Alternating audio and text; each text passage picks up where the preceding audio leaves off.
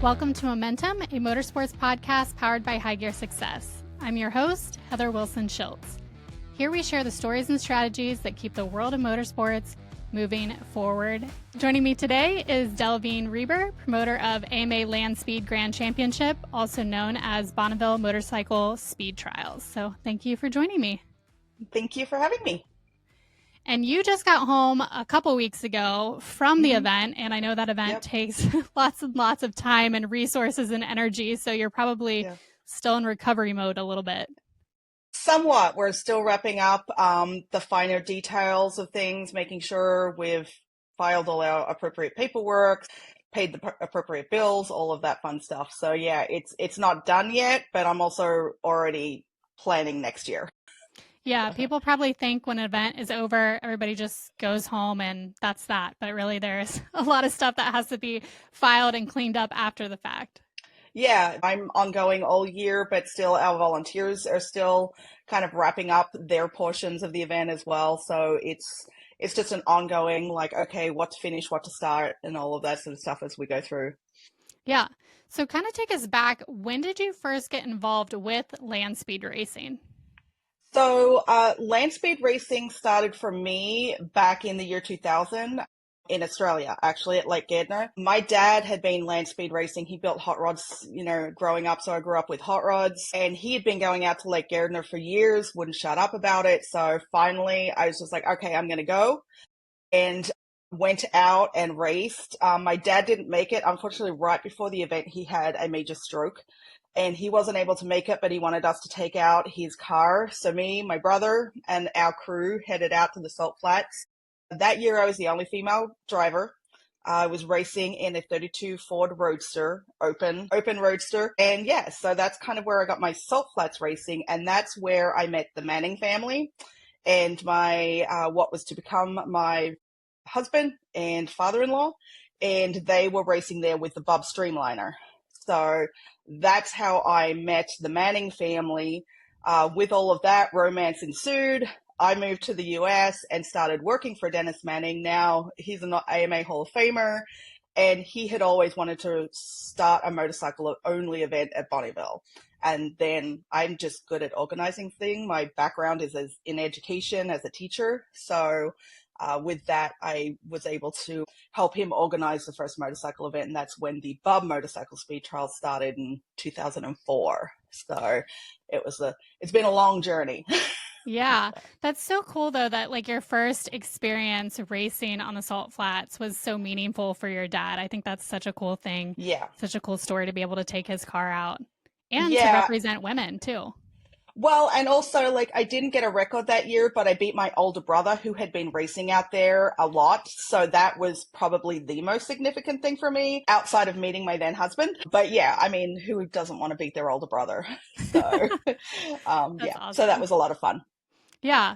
And you mentioned that your background's in education. So my entire life growing up, all I ever wanted to be was a teacher. And then I kind of took this hard left into journalism late in my high school years. But I feel like teachers make really good event planners. Yeah, I mean, I think that's what it is. Fundamentally, I'm an organizer, I'm a planner, and I had started off by planning trade shows and events for Bub Enterprises. We sold exhaust pipes for motorcycles, and that's when it was just like, Bob was just like, hey, you're really good at organizing things. And I'm like, yep. And, having moved and immigrated, I had not converted my teaching degree and all of that fun stuff. So that's what I was kind of doing for the company. It was going through some exponential growth when I immigrated as well. So I kind of never got to converting that degree until later years. Yeah. So he was just like, yep, I'm an organizer at heart. Before I was a racer, if you will. So that kind of lends itself, I think, very well to being organized, systematic, dealing with a lot of things, because my teaching experience is all elementary level. So it's just like, dealing with first graders can somewhat be similar to dealing with motorcycle racers. So, there's definitely a crossover there in what we do. Yeah. For somebody that's never been to Bonneville, how would you describe that event and that atmosphere? It's unlike anything you will have ever experienced. From the landscape, obviously, we operate on over 40 square miles of salt. Our actual operating area is more like 20 square miles. It's unusual because it's one just big straight line for our race course, so that that changes the dynamic of where you're looking and all of that sort of stuff. So it's one of those things. I'm so close to it now. I'm so used to it. It's the most prominent motorcycle racing, obviously, I know. And I know when I go to other motorcycle events, I'm also like, it's so small. So in terms of like, oh, I can see the whole track at once, as opposed to just like 1 mile. But it's also, I think, one of the last bastions of truly amateur motorcycle racing. Anyone can go out there and race. So you see such a huge variety in the motorcycles. And I think that's one thing that makes that particular event very unique in terms of Bonneville. Like, it's just like you can see, the fanciest of streamliners out there going for the absolute world record, but you can also see something that's just like, hey, this was my dad's like 60s BMW and I want to ride it and see how fast she'll go. Or I had this in the barn and I put it together and I'm curious what it will do out here. You'd be surprised how many people like touch the salt and then taste it and make sure it's salt. And those sorts of things. So it's a very unusual discipline. And a lot of people have had some exposure to it through movies, through just knowing that that's where people set land speed records. But until you get out there and kind of walk on that salt, it's a little surreal. Can you kind of break down, you kind of mentioned the streamliner. Can you paint a picture of what that looks like? So streamliner, it's basically an enclosed motorcycle. So, the rider will sit inside the motorcycle. It's fully encased in bodywork. So it will have a roll cage. It will have a canopy. They vary in design. They kind of look like almost like a rocket, but it's still on 2 wheels. So it usually is very narrow. I mean, I know with the Bob 7 streamliner, it's only 22 inches wide. And so it's very unusual to see that. There's a lot of different styles, different opinions on how to build a streamliner. But those are generally going for an absolute record in whatever displacement class they are. So they take a lot more to build, a lot more to design. You're looking a lot more at the aerodynamics of a motorcycle with those particular things. But it's just kind of like it's a rocket screaming down the salt, which is always fantastic to see when it's at its peak. I'm assuming there are also guidelines and regulations about how things can be built and probably safety features as well. Yeah, so we have different classification structures as well as requirements for what's required, like minimum basic standards. So depending on, like, all motorcycles have to meet those minimum standards. There are some extra special rules that come into play with streamliners specifically as well, because you're in an enclosed space, like fire suppression, those sorts of things. And then we break down in classification. So what we're really checking is that those minimum standards are met. And then also, what are your class requirements? And those classes are broken down into displacement, then the type of engine you might have, and then the type of bodywork. So whether it's a naked bike versus a faired bike, or it's fully encased in a streamliner. So there's kind of variations on those body types. There's variations on the frame classes is it all custom built, or is it based on a production frame, or is it modified production? So, and then, how big is your engine? So, yeah. When we talk about record-breaking runs, are there any memorable runs that stick out in your mind, and what kind of speed are we talking about? So our fastest record that's been set out there, I think, would be the 367 for a streamliner. And we haven't seen those kinds of speeds for a number of years through a number of factors. With streamliners, bikes have to be ready, the salt conditions have to be perfect, and all of that. Most of our records run between the 150 to 250 mile an hour range, just because that's where the volume of competitors run. My most memorable would be the Bob 7 streamliner. It broke the record, and between 2006 and 2010, it changed hands between 2 different motorcycles a number of times.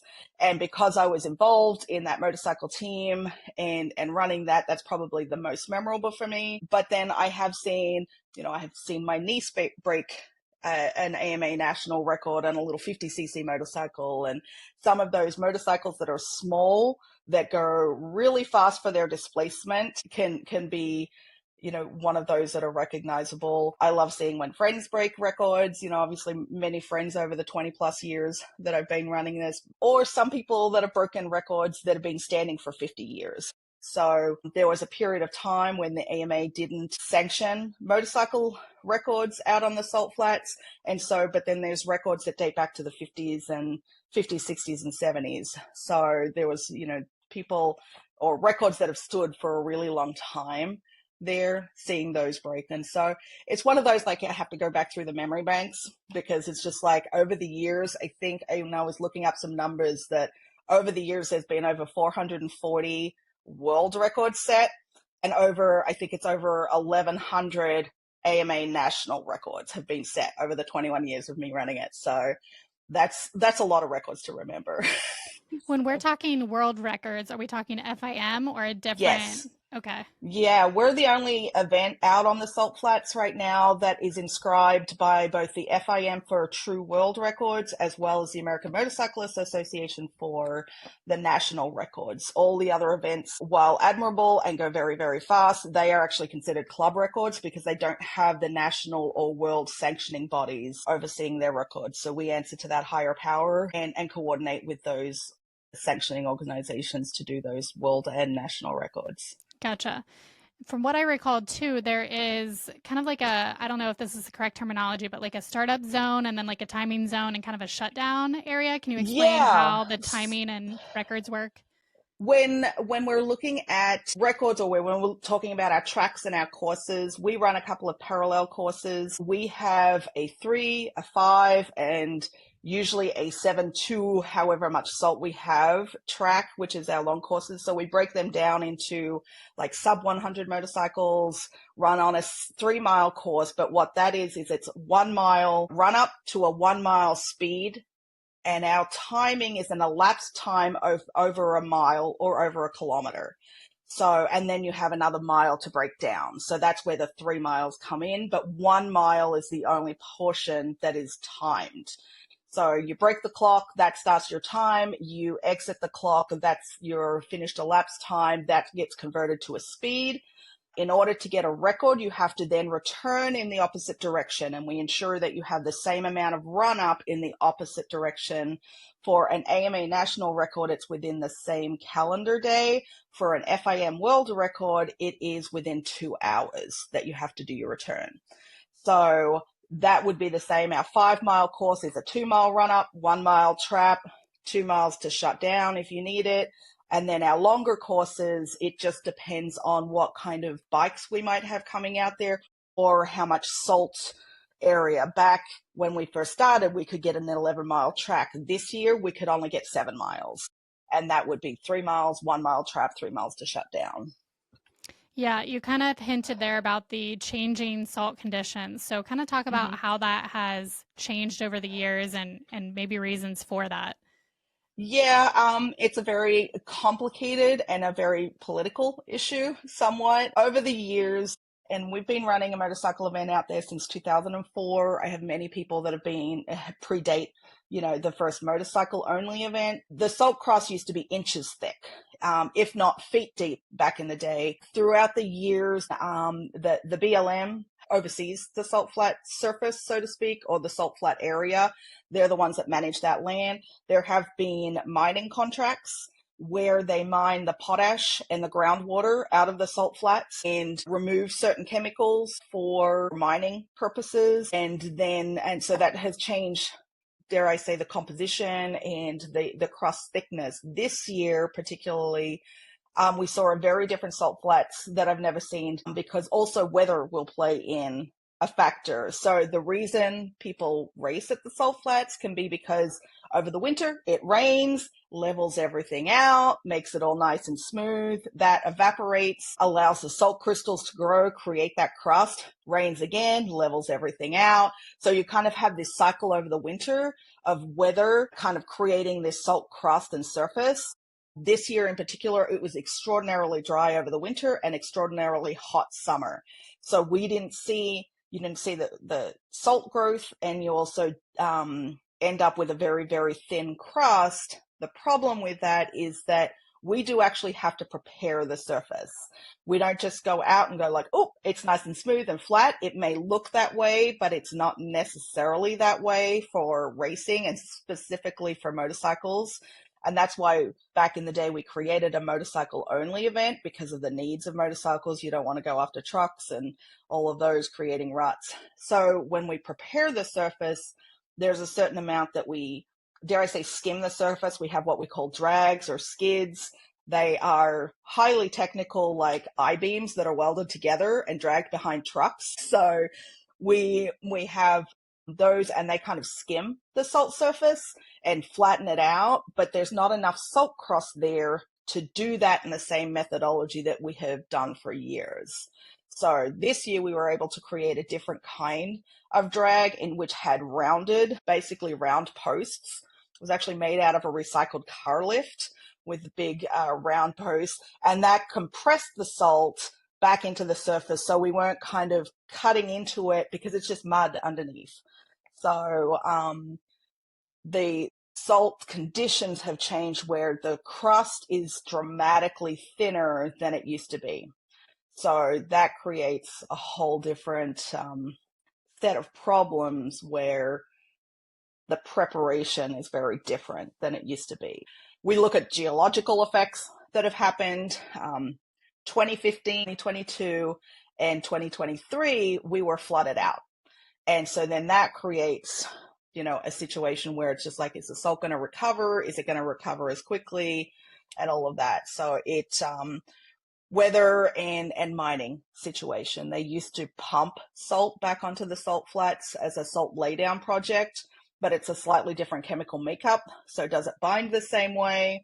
So there's lots of different theories, lots of different studies out there created. University of Utah has done a lot of geological studies out there. We don't have a definitive answer.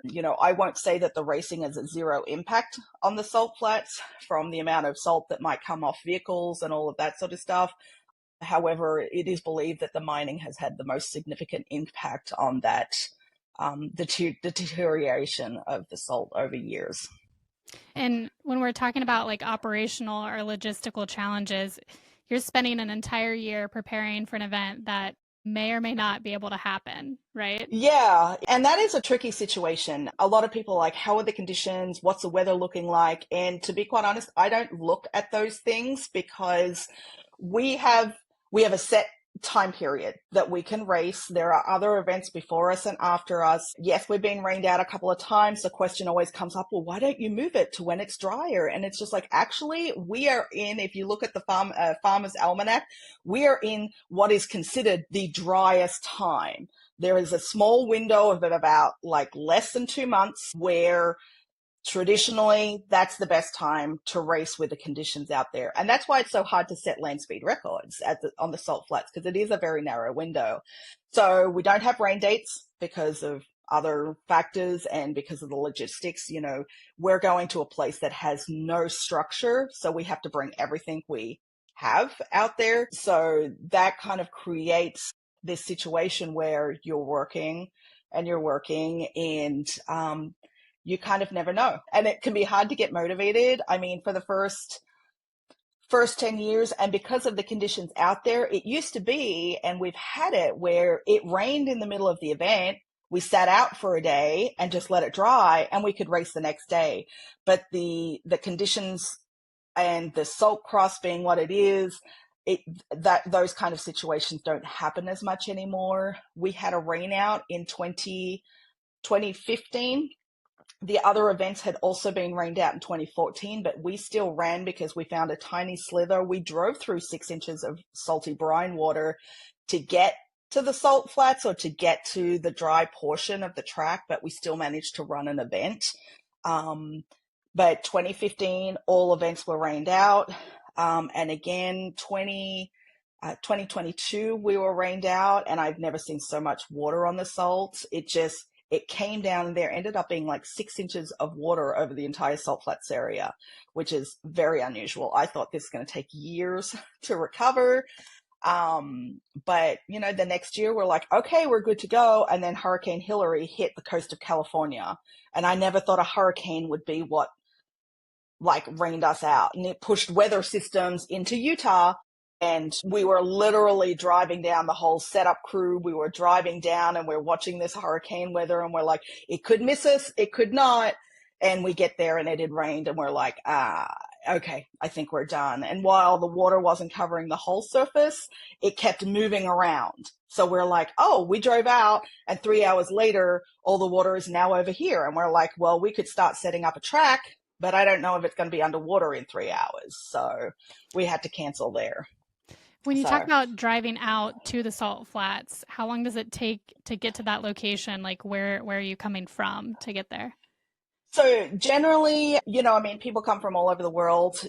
Initially, we are right near the border of Utah and Nevada. So there's a small little town called Wendover, and West Wendover, it just saddles the border there in Utah and Nevada.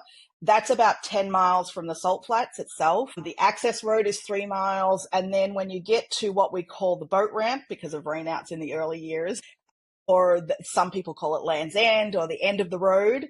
And that's the end of kind of a paved road.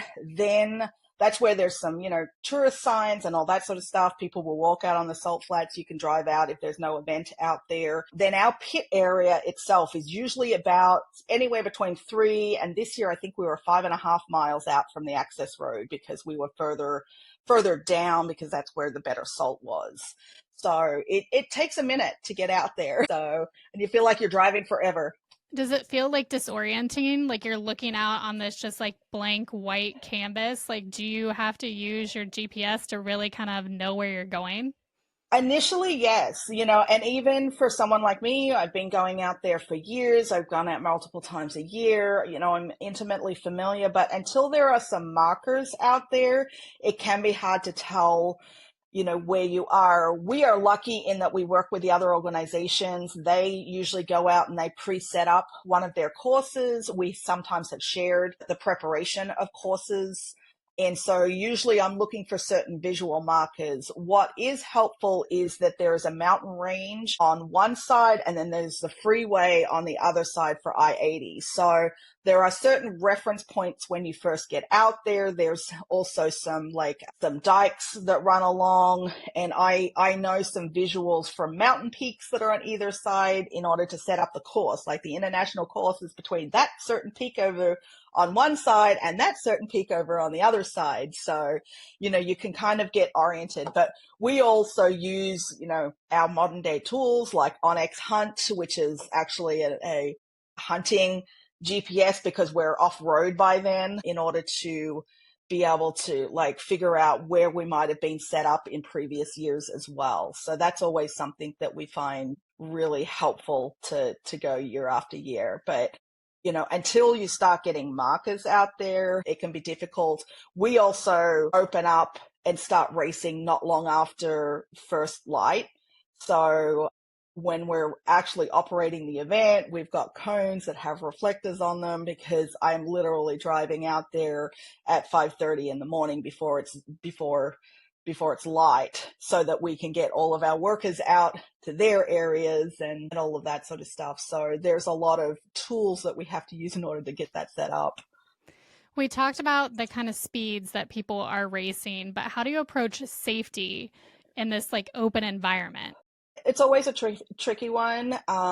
We don't check bikes for safety, as it were. We're checking for rule compliance.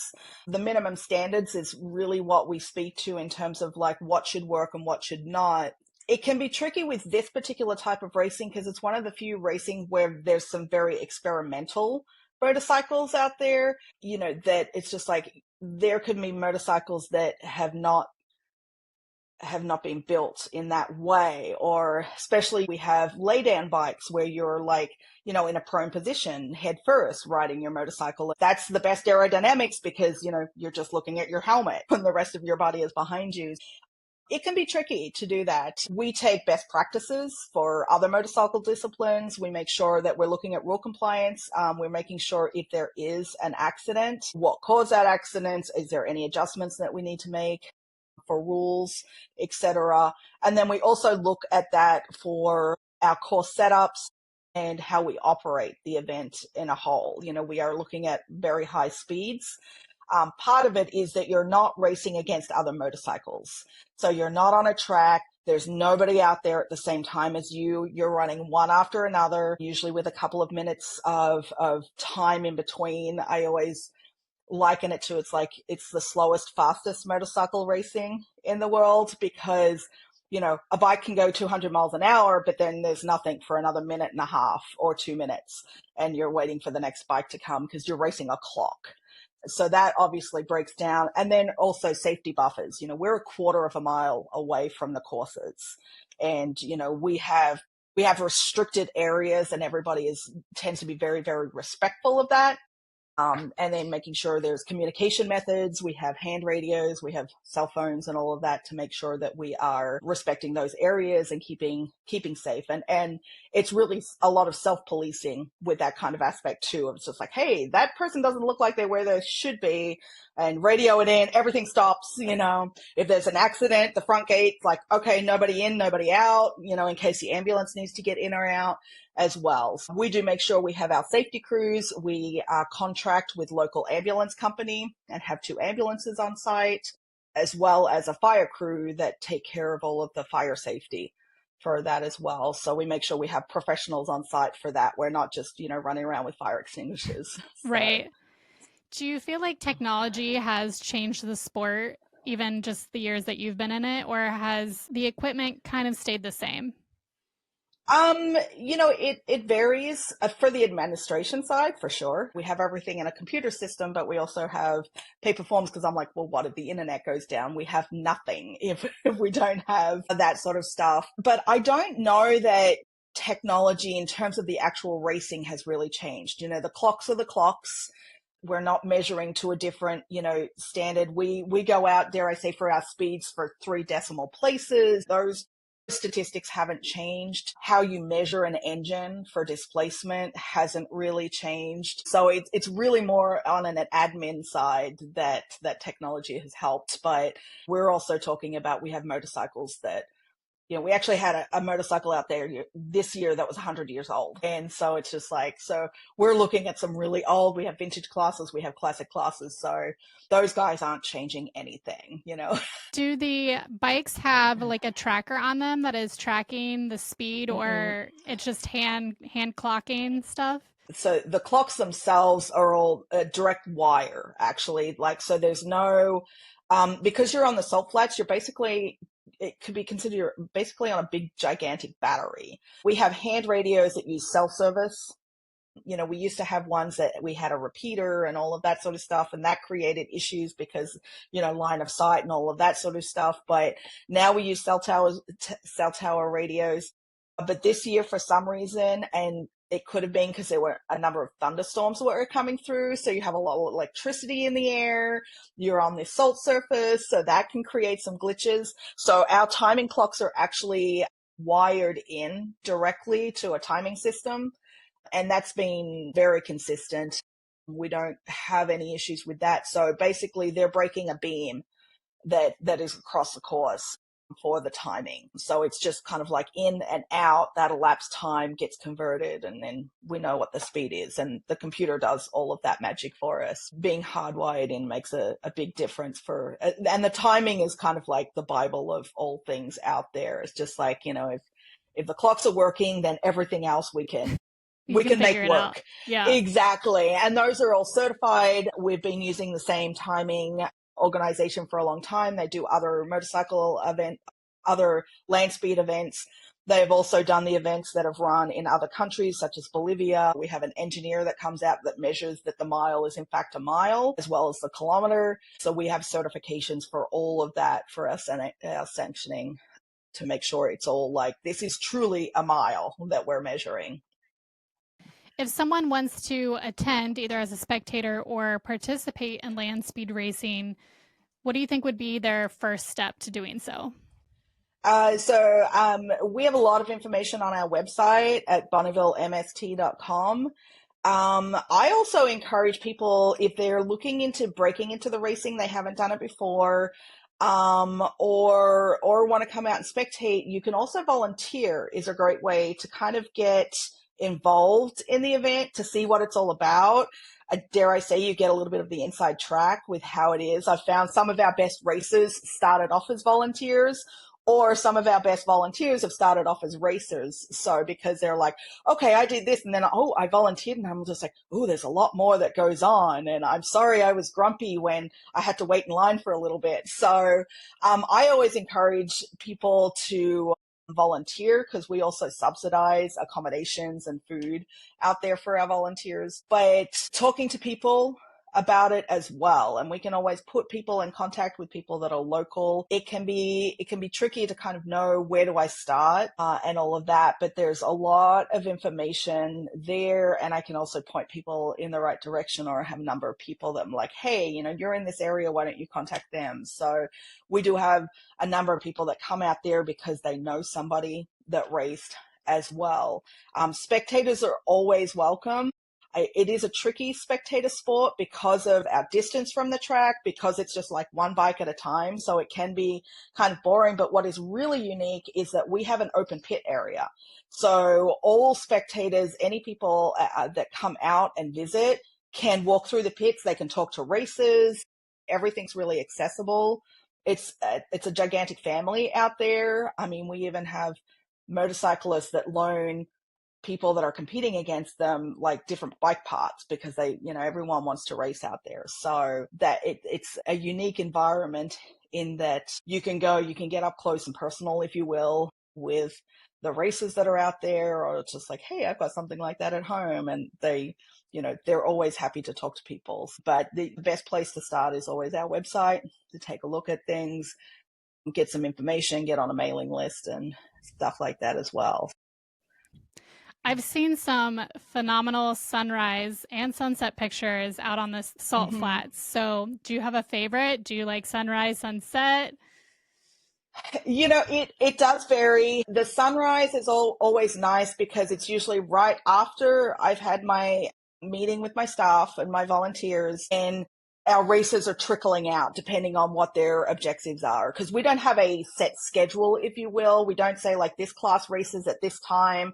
It's pretty much first come, first serve. So, races sometimes are like, oh, I broke this thing and it's going to take me 3 hours to fix it, and then I'll get back in line. So, and you can see different bikes. So sunrise can be good because it's just like, it's a bit of a lull, and it's just like, okay, all of my volunteers are doing what they need to do. So I'm like, okay, what's next? Sunsets I like as well, because you kind of have the mountains in the background, and when it goes down there, that's also, for me personally, a quiet time, because it's just like, racing is done at usually at 6. All my meetings are done. People have left, and I'm wrapping up things, and there's a kind of an eerie calm that's out there, because nobody camps on the salt except for a couple of our night security that kind of stay out there in the pit area. We usually have somebody at the access road as well as not our night security. And sometimes that's my only opportunity to really catch up with some of our participants and our friends. And we have some crews that on one particular night do a volunteer barbecue, and they bring in, it started with Al Lamb back in the day, where he's from Texas, so he'd bring his smoker out and he would be smoking meat for days. And then we have some other friends, Aaron Alkanek and Mike Garcia, run a sport fishing business up in Alaska. They'd bring halibut. And so this year it was halibut tacos.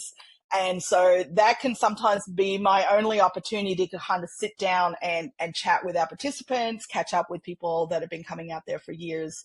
So, that kind of lull and watching the sunset is just like, okay, today is done. Get this wrapped up. Okay, back at it, because I'm going to be up out of bed at 4:30 tomorrow morning.